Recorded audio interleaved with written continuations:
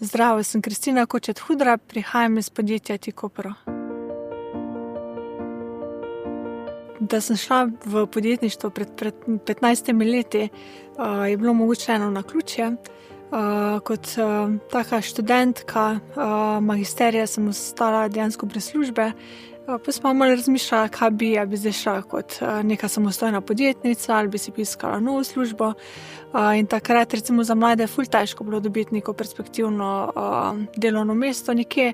Pa sem se odločila, da probam.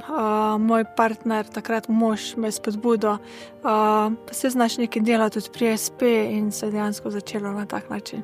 Imam odprto podjetje 15 let za pridobivanje nepovratnih sredstev, smo konzulting firma in pomagamo ostalim podjetjem pri hitrejši rasti pa lažjemu financiranju njihovih projektov. Če mi je bilo težje, ker sem ženska, če bi me to nekdo vprašal 10 let nazaj, bi rekla, da verjetno ne. Če me pa nekdo danes vpraša, pa včasih ja.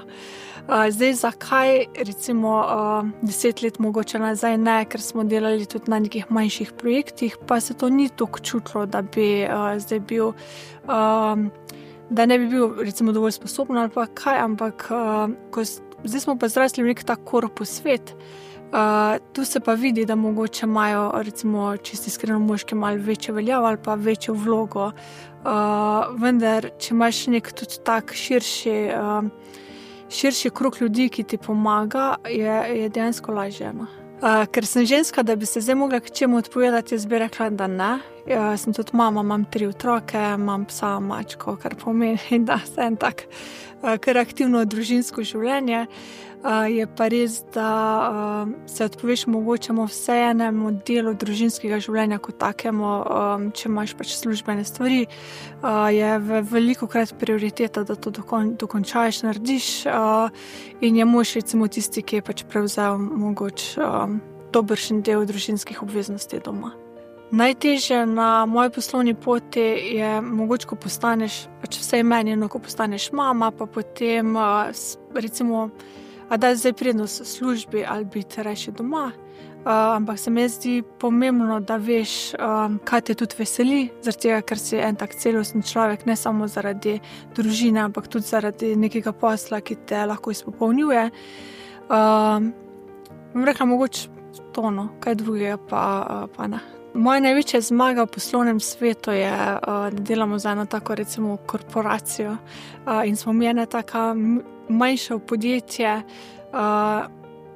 podjetje Slovenije in da te ena korporacija dejansko recimo tujini izbere, da si lahko njihov konzultant in smo se dejansko postavili v bok recimo Big Four in te v nekem doglednem času začne enačiti, ko pa so te neke pač večje konzultantske firme.